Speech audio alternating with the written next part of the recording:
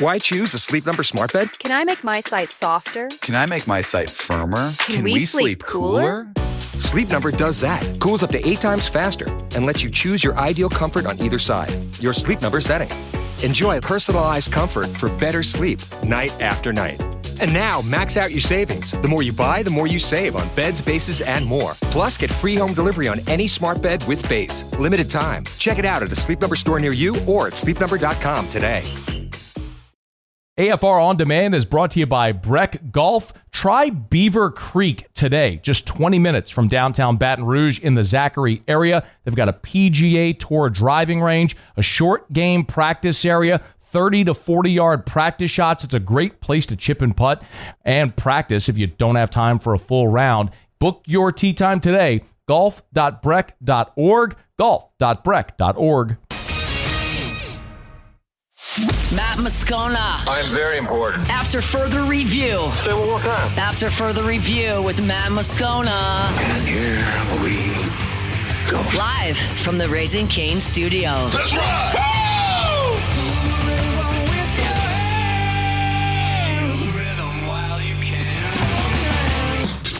You can't handle the Riot Radio Hour. Let's do that again. Guess who's back? Back again. I want some more. The Riot Radio Hour. Well, let's start the insanity. Giddy up. With Matt Moscona and Ryan Theriot. Let me find out you wearing spank that you wearing. Hour 3, off we go. Welcome aboard. Glad you're with us. AFR live from Don Juan Cigar Bar, presented by Pin Hook Bourbon, pinhookbourbon.com. Muse and Paulie are back in studio. Alondra teching on site. Theriot's here. Yeah, bro. Yeah, bro. Drew loves to say yo, bro, when you're on the phone. We had a nice little visit with Drew at the house the other day. We did. Thank you for bringing him over. Yep. I think he had fun. He Did just he made enjoy himself at home, dog. Kicked his feet right up on your couch because that's what he does no matter where he is. Did he like it? Did he have fun? Did he talk about Ryan's house? Oh, yeah. Good. Yeah. Good. I said, Drew, do you want to go see Ryan's room? He goes, no. No, he'll say no to anything. If you ask him a question, he's just going to say no. No. And then if you ask him a second time, he'll say yes. Yeah. You want to go see Ryan's room? Nope. No. Yeah, you want to see Ryan's room? Yes. He'll do this, ask him a second time, he'll say yes. If you ask him something the first time, he's always going to say no. No matter what you... Drew, do you want $1 million? No. He'll go, no. Hey, Drew, you want to go to the moon? No. Then you ask him again. Drew, you want cookies in a bowl? No. And then, hey, do you want cookies in a bowl? Yes. Okay. Yeah, just... So you can talk him into it. Yeah. You just have to ask him twice. Yeah. Okay. That's how it goes. All right, our college football weekend is upon us. Tigers and Tide. Odd, man. We just said it at the start of the show. I know everyone's kind of mentioned it. Someone asked me yesterday, when was the last time there was this little buzz around an LSU-Alabama game? I mean, it was 2021. LSU was Ed had been fired, so he was a lame duck coach at that point. LSU was a 28-point underdog in that game. Went to Tuscaloosa and lost 20-14. Tigers scored first in that game. Bama 20 unanswered. LSU scored late in the third quarter to pull within 20-14. And then it was a scoreless fourth quarter. LSU actually had a pass into the end zone to win the game on the last play that fell incomplete. But, this game, everyone elevates. And I think, Frank Wilson will get this team motivated. I have a Locked on LSU episode. By the way, that's thanks to everyone who's listened to or watched Locked on LSU, either for a long time or just now recently with what's happened in the last 10 days. Growth of the podcast has been amazing. So wherever you get your podcast, if you would, subscribe to Locked on LSU. I'd appreciate it. It's daily 30-minute, 30-minute content on LSU. But I mentioned, I think the guys this week, the LSU players who we've had a chance to talk to, and then just both on the record and off the record around the program, it's been a fun, refreshing week for the guys. We all have spent the week talking about coaching changes and the governor stuff from last week and the AD stuff and president stuff. They really are insulated. I mean, they're young people that, by and large, don't necessarily care who the president of the university is. They have to go play Alabama on the road Saturday in Brian Dennehy Stadium. So they're locked in on that. And I think Frank's made this fun. I mean, Frank's a great communicator. It's what's made him a great recruiter his whole career. And And I think he's got those guys elevated this week. So I think LSU's going to give a great effort. I don't worry about that at all. It's really a question of how much better LSU can play than what they played so far this year. And if they can play their best game, they'll have a shot. But we'll get to that in just a little bit. All right, we do it every single Friday. We pick the biggest games of college football weekend. Hit abuse.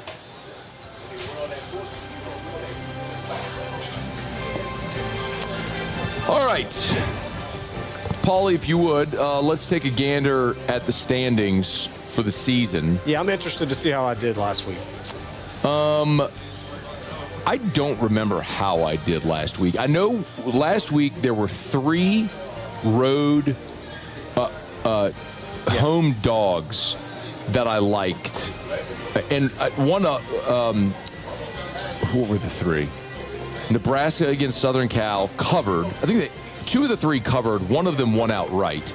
But anyway, here you go. Last week, we were both 5-5 last week. So on the season, I'm 54-43 for a 557 winning percentage. You're 41-56 for a 423 winning percentage. Uh-oh. That's not good. You got, you have 4 weeks. You have 4 weeks left.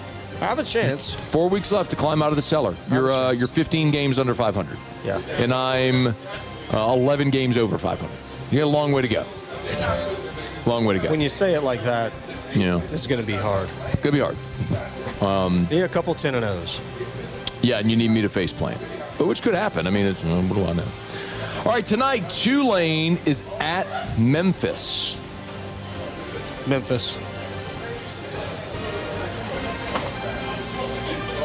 Tulane.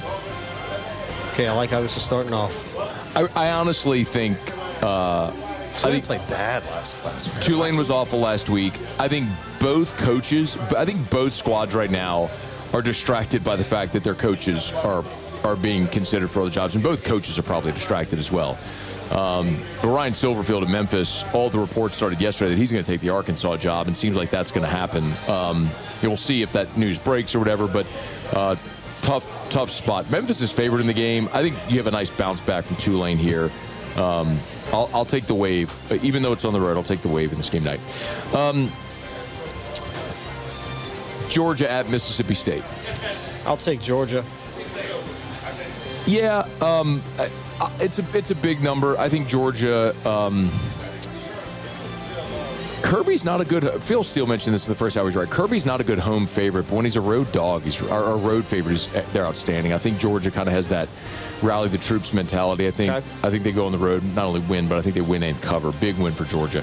All right, BYU is at Texas Tech. College game days there. First time game day's been there in Lubbock since the Michael Crabtree game against Colt McCoy in Texas back in 2008.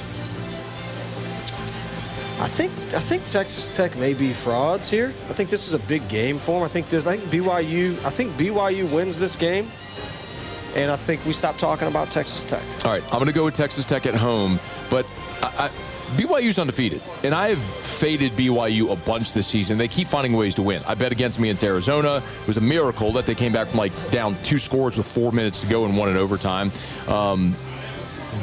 Utah threw up on themselves in the Holy War to allow BYU to win it, but BYU keeps winning. So I don't hate your pick, but I'm gonna go chalk. I'm gonna go home team. I'm gonna go Texas Tech in that one. Texas A&M at Mizzou. Missouri. You're going. All right, tell me why you're going Mizzou outright. I think the new quarterback thing, and I don't really believe in A&M. I mean, I don't know. I guess I got a hunch here. All right. I'm going to go A&M. I do think A&M is better at the line of scrimmage, more consistent quarterback play. Missouri's playing a freshman. I do think A&M's the far better team, and I think they'll win it on the road. Oregon at Iowa. Yeah. This is a tricky little game there in Iowa City. Yeah, Iowa's not an easy place to play. It's going to be really cold up there for this game. And give me Oregon in this one. I hate myself for doing this, but I'm going to take Oregon as well because I think this is a really, really dangerous spot. The calendar's flipped to November. Everything, conference races, playoff races are all on the line right now. I think this is a miserable spot for Oregon. Road, cold weather, Kinnick wave, all that stuff. I mean, this is the quintessential ripe for the picking upset spot, but I am, against my better judgment, going to take Oregon here.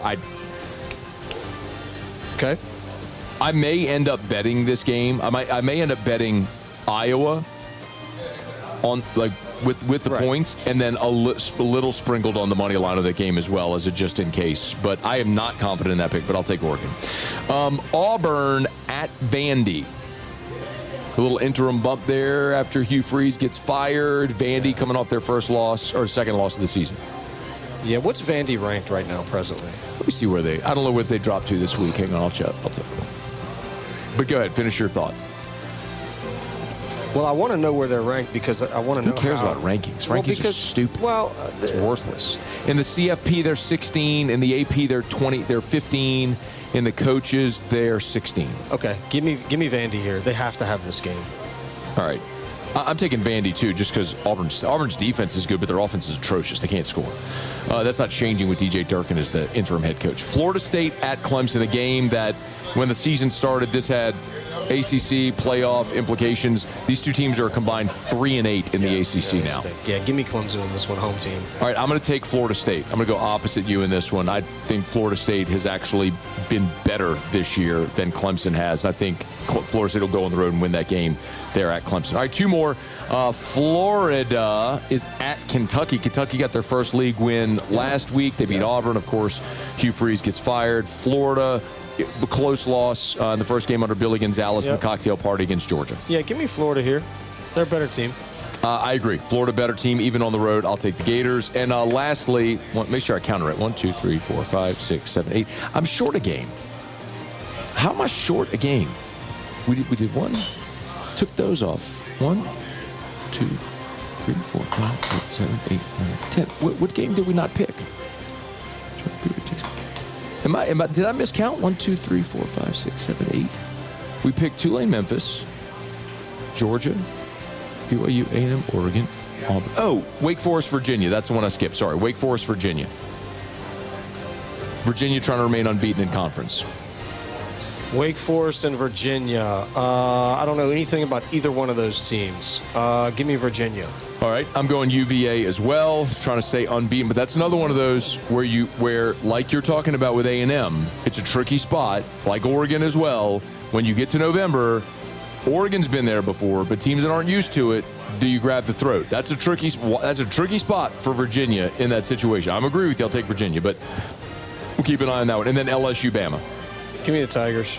All right. I will give you my pick on LSU Bama coming up here in about 15 minutes from right now. It's after further review.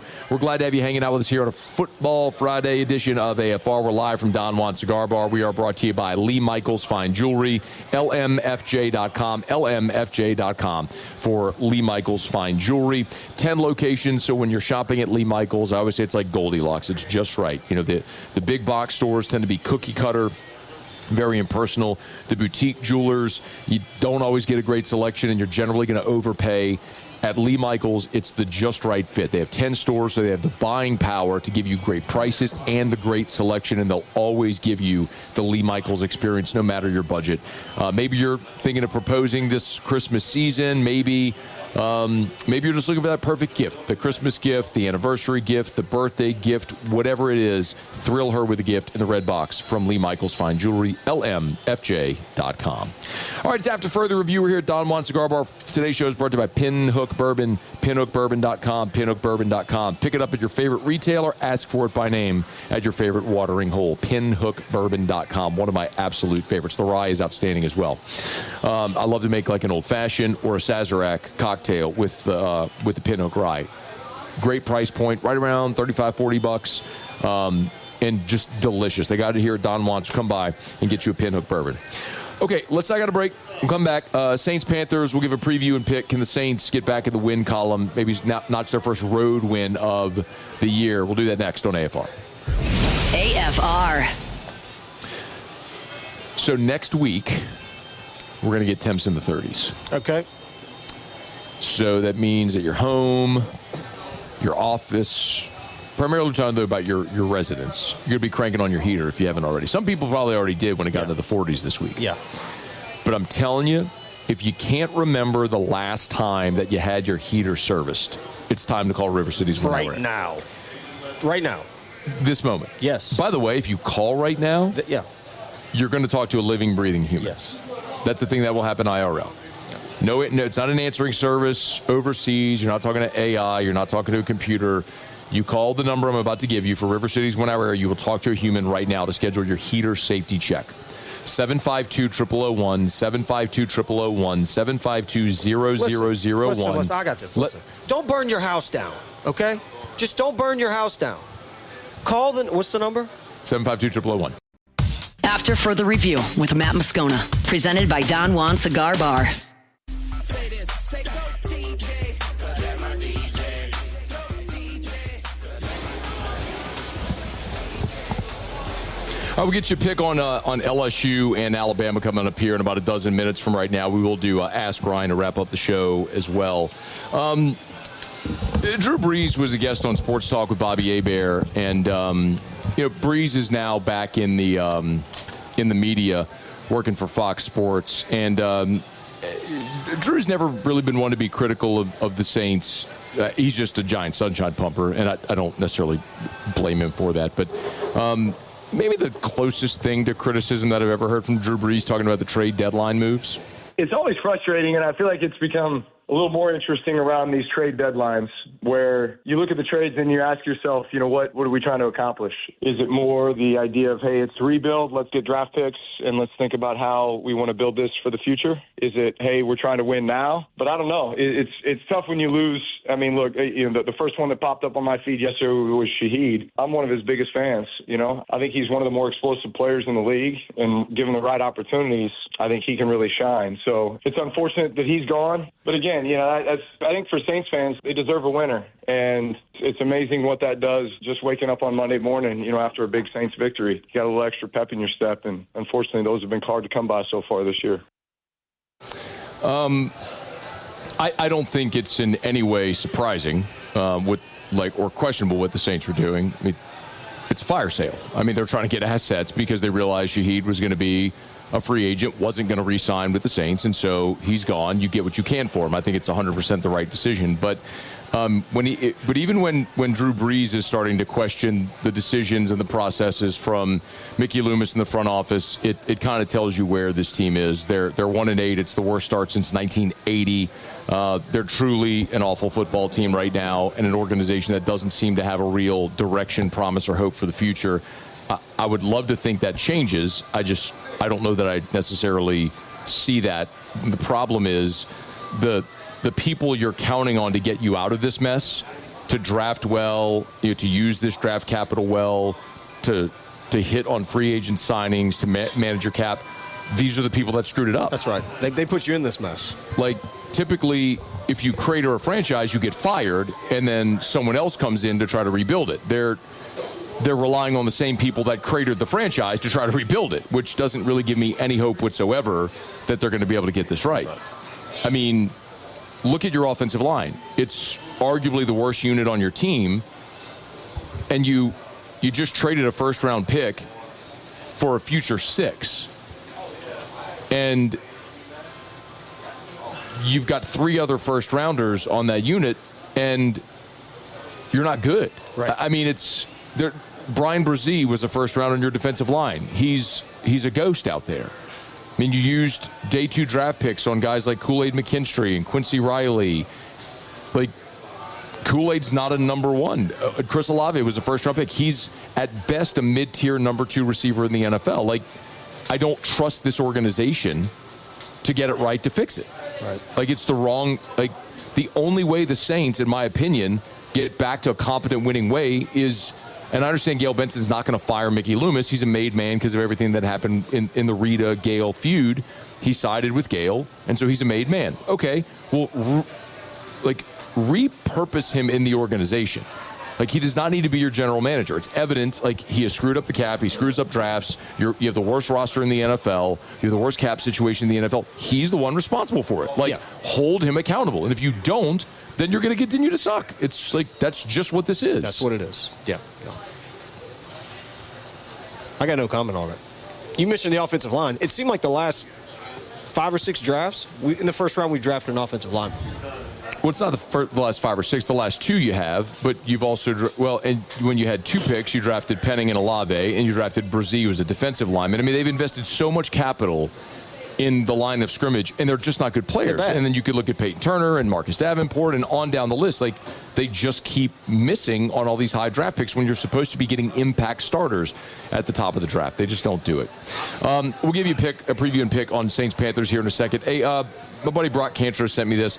Tomorrow, if you're looking for something to do tomorrow, Saturday afternoon, and you're in Baton Rouge, they're having Superhero Day over at BRCC with the basketball team. They're playing William Carey's JV with a halftime performance by the Mule Cats. This is cool because it's an inclusion day where they're bringing together children of all abilities. So if you have special needs kiddos and you want to bring them out to a basketball game, free admission for all superheroes. So you want to have them dress up like a superhero, really cool thing. So hat tip to Brock and the folks over at BRCC. The game's at 2 o'clock Saturday at the BRCC campus there in Mid-City. That's awesome. That is a very cool thing they're doing, man.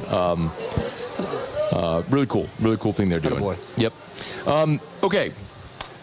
Saints hit the road to take on the Carolina Panthers on Sunday, and they're going to be shorthanded. They traded Rashid Shaheed. They traded Trevor Penning. So Dylan Radins will start at left guard. Devon Vele, who's got 10 targets on the season, who you gave up a 4th-round pick before. Again, another guy. Like, you give up a 4th-round pick to bring in Devon Vele. He's got 10 targets on the season. He'll now step in for your explosive, dynamic playmaker, Rashid Shaheed, who you traded to Seattle, which I'm okay trading him to Seattle to get assets for him because you weren't winning anything this year. He wasn't going to re-sign with you, so okay, get something for him. But what that means for you this week is you've got Tyler Shuck making his second start with a mash unit on the offensive line, down really 3 starters, and without your best offensive playmaker against the Carolina defense that features a defensive front with guys like Derek Brown, who are just game wreckers. And I don't know that the Saints have any weapons on the outside to make any plays in this football game. I mean, Carolina is not a great football team, but they're 5-4. They've matched their win total of a year ago. They've been very inconsistent, but they have found ways to win football games. So you got a thought on Saints-Panthers? No, I think the Saints are going to lose. I actually want the Saints to lose. It's not going to be a very good game. It's not going to be a fun game to watch. How did Shuck do last week? I didn't even pay attention, didn't even watch. No idea. It wasn't so bad that you looked at it and said, like, he cost you the game. You were just completely overmatched by the Rams, who might be the best team in the NFC. Did he give you any indication that he's the quarterback of the future last week?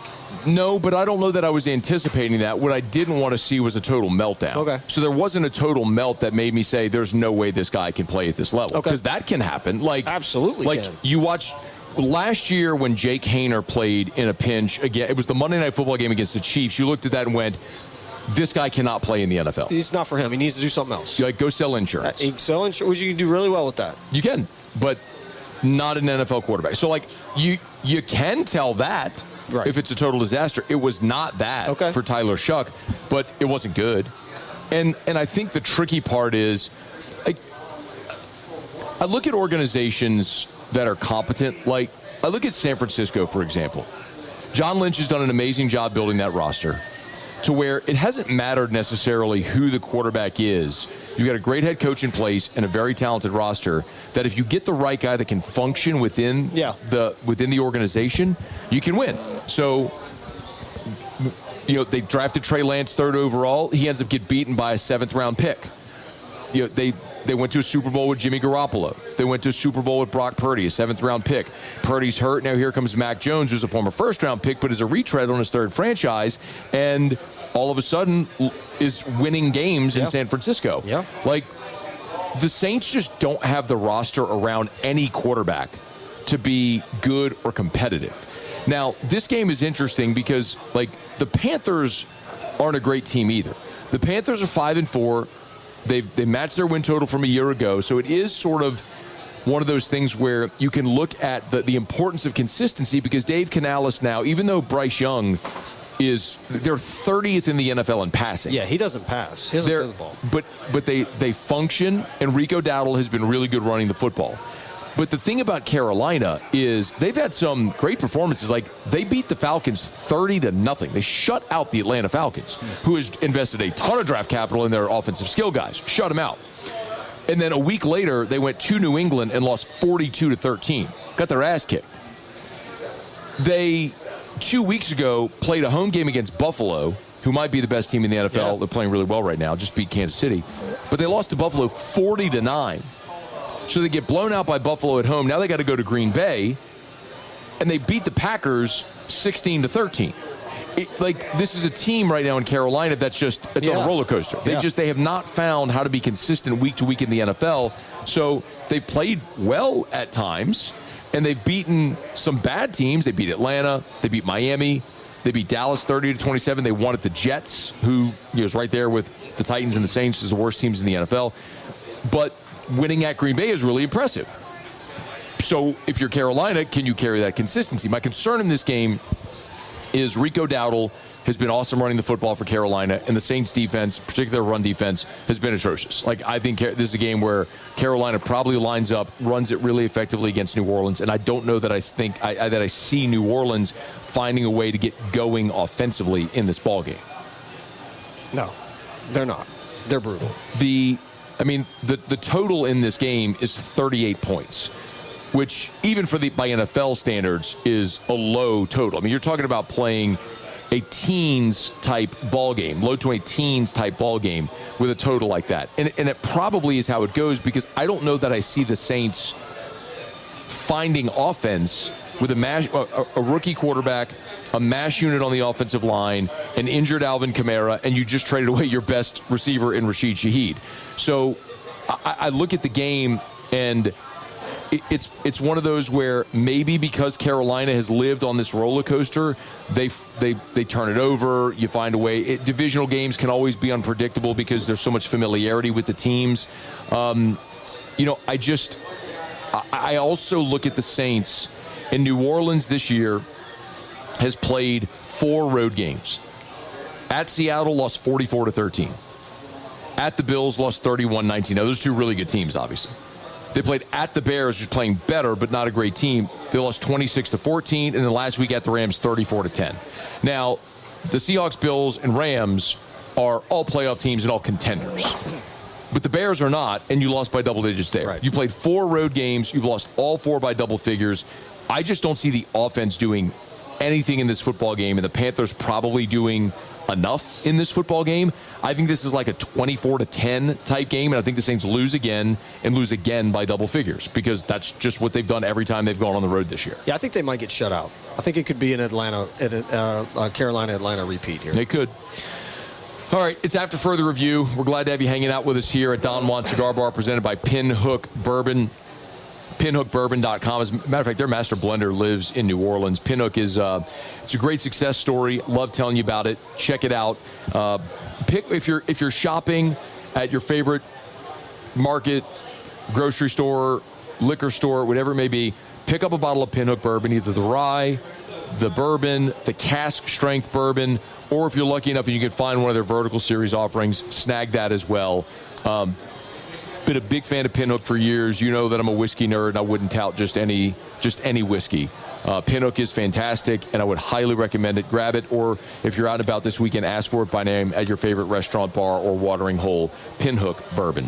All right, it's after further review. We're going to come back. We'll pick LSU, Alabama, and then we'll wrap up the show with Ask Ryan. We're glad to have you hanging out with us here from Don Juan Cigar Bar. AFR. Let's Rev, R-E-V, letsrev.com is the website. Talking about high-speed internet from Rev. Parish Construction Roofing, we're a Rev customer. It's the fastest internet on the planet. 5 gigs. Well, what happens is I think about something that I want to type on the computer or whatever it may, and it just appears. So what's happened? It's weird. You don't even have to type it? I don't even have to type it in because the internet is so fast from Rev. It's already done. Yeah. It's also an all-fiber network, and they are local ownership and local service. Yeah. So if you need service from Rev and you call their customer service line, you're talking to someone literally here in our local market. It's not an overseas call center. It's not AI. It's not a computer. Cajun accent, too. Yeah, it can be. Potentially. Most of the time it is. It could be. Yeah. And they probably have... Let'sRev.com. R-E-V, Let'sRev.com. After Further Review with Matt Moscona, presented by Don Juan Cigar Bar.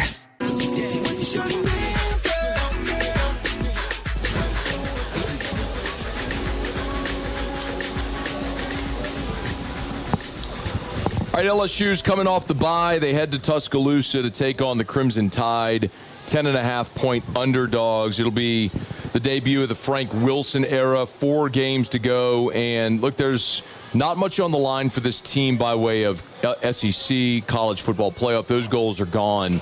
For Frank Wilson, individually, he's coaching for this job. As of today, Frank Wilson does not have a consideration to be LSU's head coach. As of today, like there's no consideration that he would get the job full time. If LSU beats Alabama on Saturday, there's going to be some wind in those sails. If they go to Tuscaloosa as a double-digit underdog and win, and then come home and beat Arkansas and Western Kentucky, you go into the final game of the regular season against Oklahoma making some people that are going to be making decisions have to have an uncomfortable conversation. And I would love that for Frank if it were to play out that way. And I would love to see LSU wreck Alabama tomorrow and put their playoff hopes in peril. It would hang a second loss on Bama, which means one more, and they're out. That's it. It's over. I would love nothing more than to see that. Give me a thought on LSU, Alabama. How much time do we have? We got some time here? But 7 minutes. Here's my thought. I don't know how many years ago, but some years ago, you and I had a discussion about the LSU women's basketball coach. And we dreamed. We dreamt. We said, what about Kim Mulkey? Then we got her on the show when she was still coaching at Baylor. Did we? Yeah. I don't remember that. Oh, yes. I do a lot of interviews. I don't remember that, but okay. I believe you. Yeah. And some laughed. No way she'll come here. But I think it was a great idea that you and I had. And I'm going to, again, Search Committee Rye. I guess that's when this whole thing started for me. I hired and brought Kim Mulkey here to Baton Rouge. Well, you and I. Okay. We did it together. Here's my thought. Because you said a name in Mike Denbrock that I love. Right. I mean, I don't want to do that. I need to do this segment first. Well, we can talk Denbrock. LSU's going to win. Okay, I need to do LSU Alabama. Hang on. Okay, give me LSU. I love Frank Wilson's energy that he's brought to the team. I think when an interim coach comes in, you go one of two ways. You either face plant because your coach has been fired, season's over. See Penn State.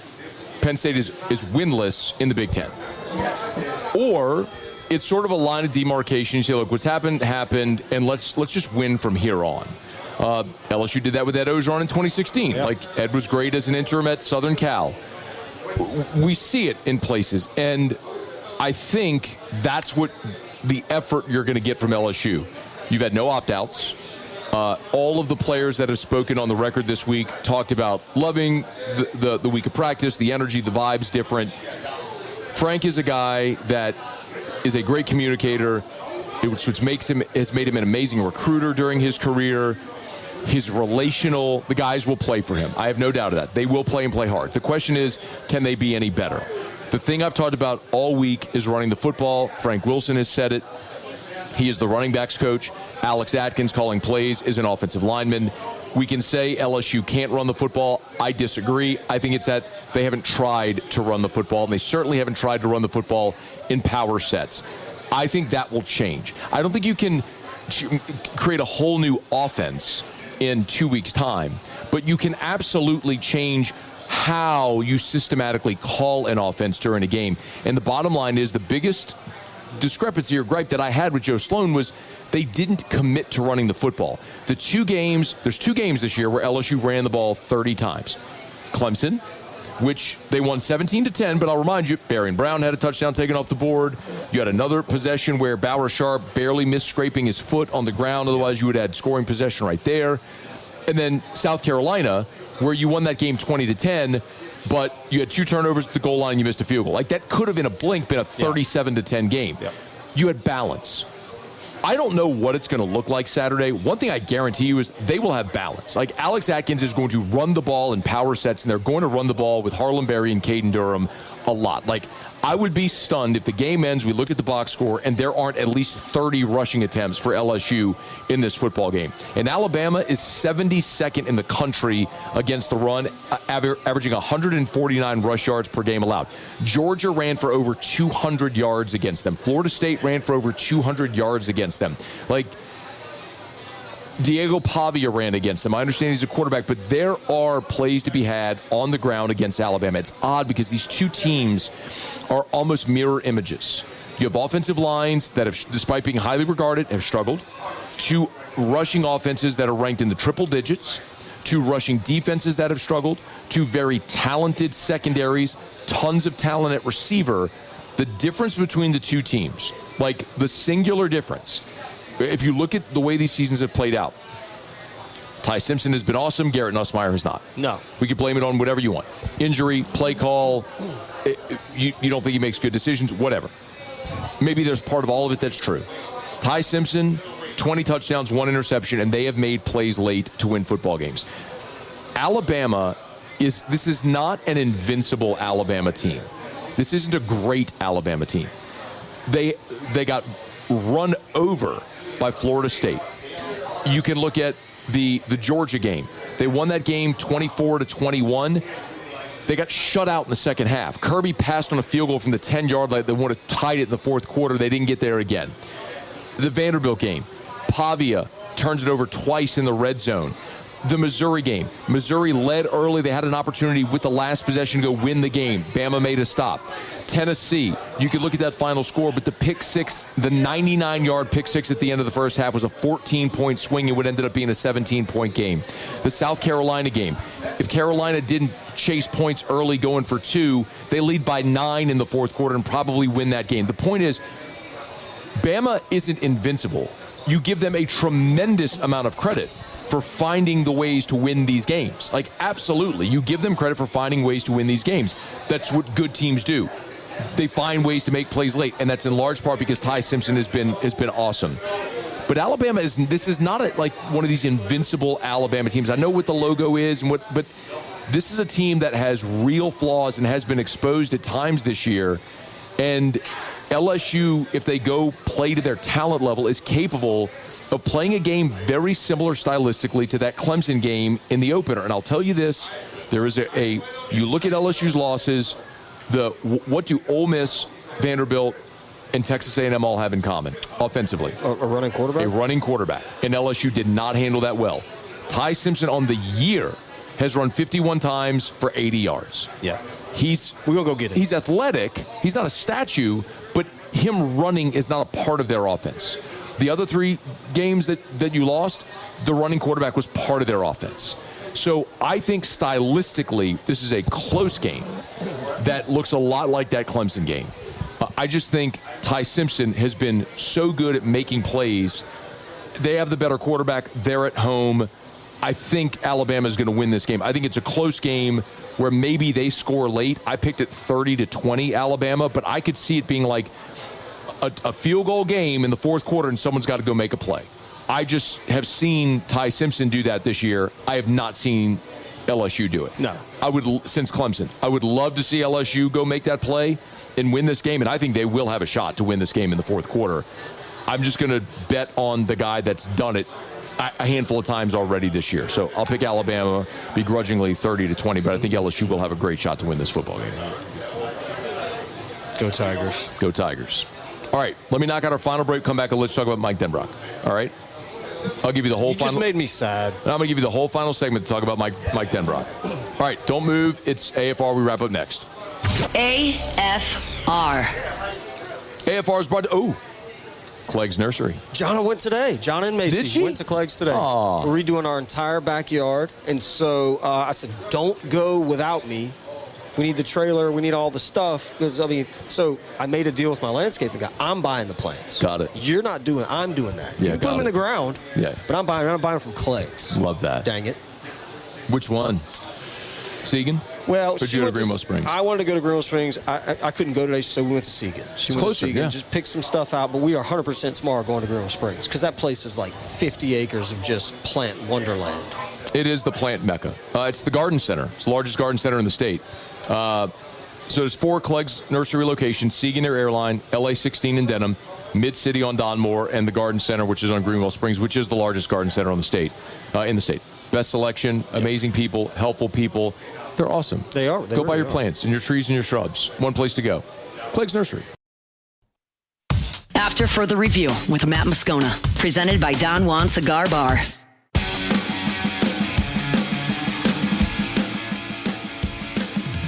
Down the stretch we come, final segment here on a Football Friday edition of AFR. Big shout out and thanks as always to Don Juan Cigar Bar for hosting us.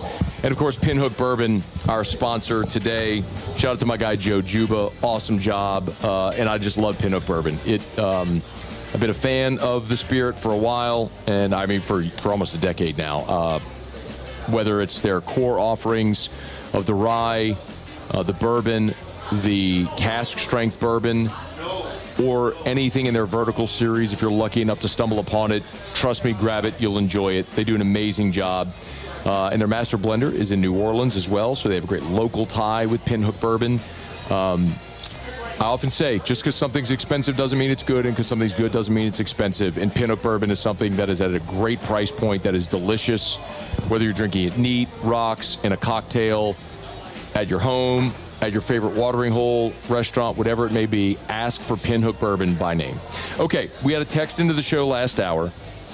Someone asking about Mike Denbrock for the head coaching situation, for that LSU's head coach situation. You have the floor. You want to talk about it?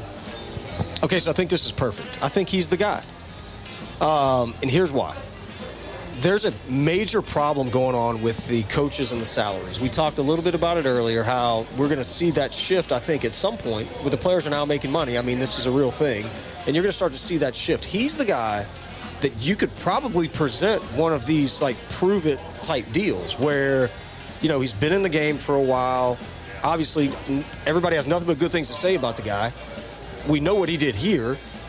But you could give him a 3 to 5 year type deal at a bargain, super bargain price, or maybe even people have been floating around, and Peter Burns and everybody been floating around the incentive, bonuses for wins and playoffs and whatnot, which would help reset that market a little bit, and he would be the guy. Like, I think the only thing for me is the age piece. And Mike's 61. I'd love to see a young dude that's, can kind of relate a little bit. But, man, I mean, it doesn't have to be that way. I think I think you'd get the best of both worlds. He's been around the block. He's been around some high-level coaches. He's done some really good things. Obviously, look at his resume. I mean, he coached the Heisman Trophy winner here. Right. He was the OC when you were the number 1 offense in the country. Exactly. So, I don't know. I just... And he's done it now at Notre Dame as well. What's his resume look like? What is his... So I would say if there's one thing that might be a deterrent for people here, would be the connection to Brian Kelly, which I don't think that should be a deterrent because they're two very different people. But they've known each other almost their whole lives and have worked together, both at Notre Dame and then at LSU as well. Denbrock was at Cincinnati also when Marcus Freeman was an assistant there. They were the coordinators under Luke Fickell, and then Brian Kelly hired Denbrock here, and then he went to Notre Dame with Marcus Freeman. But I would compare Denbrock as a coach to Verge Osbury as an AD. Someone who is supremely qualified, but never got the opportunity. But when he gets the opportunity, you're like, yeah, that makes perfect sense. Yeah. If LSU went that route, I would be over the moon. Full disclosure, I love Mike Denbrock as a human being. He's an amazing person. And is a brilliant offensive coach. But the thing about Mike Denbrock, there's a thing that always comes to my mind. There was a video when he first got here it was him talking to John Emery, And it was one of those things where they were mic'd up at practice, and LSU released it. And he kind of went up to Emory's like, hey, man, he's like, you don't have to worry about it, man. It ain't like I'm going to stop giving you the ball. Just kind of disarm him, And it was like, there's a relatability with Mike, like a father figure or that fatherly type figure. I think, I don't know how realistic that is. But if the process led them there, and that's someone who got consideration, I would be 100% behind that. I don't think I haven't heard anybody say that till we started talking about it today. But yes, I would be. I would get behind that for sure. You've paid 2 giant buyouts, the last 2 coaches. This is a guy that you can kind of reset the market financially. It's a school where the brand is going to bring attention. You just stated all the reasons why he does a good job, and then it's an incentive-laden type contract. I mean, it makes perfect sense. Can we get some T-shirts made? What's the T-shirt You're company? looking at it from the financial perspective. I'm looking at it from the football perspective. I think both work. I think it just illustrates how different of a hiring cycle this is compared to the last few times LSU's done it. That conversation is not going anywhere, but the Tigers are going to play a game on Saturday against Alabama, and here's hoping the Tigers can get it done. Muse Pauly back in studio. Thanks, Alondra on site. Great job. We appreciate it. Y'all have a great night. We'll see you back here Monday at 3. After further review, we're brought to you by Supper Club, supperclubbtr.com, supperclubbtr.com. Y'all, it's Friday. You're getting off of work, or maybe you're already off of work. You took a half day. So what do you do for the rest of the night? Go to Supper Club. Matt, I don't have a reservation. I got it. I know you don't have a reservation. That's cool. Open seating at the bar, always. 14 bar stools, 7 tables in the bar area, always open seating, first come, first served. So go pop one into Supper Club. Have a glass of wine or a cocktail while you wait. Have dinner at the bar. Make this an incredible night that you weren't planning to make an incredible night, a memorable night that you hadn't planned, or maybe you have something coming up, an anniversary, a wedding, a party, a birthday, you're celebrating a promotion, for any reason, or just because God let us wake up today, put our 2 feet on the ground. Go celebrate over at Supper Club. Get your reservation online at supperclubbtr.com. It'll be a world-renowned, never-forget experience at Supper Club.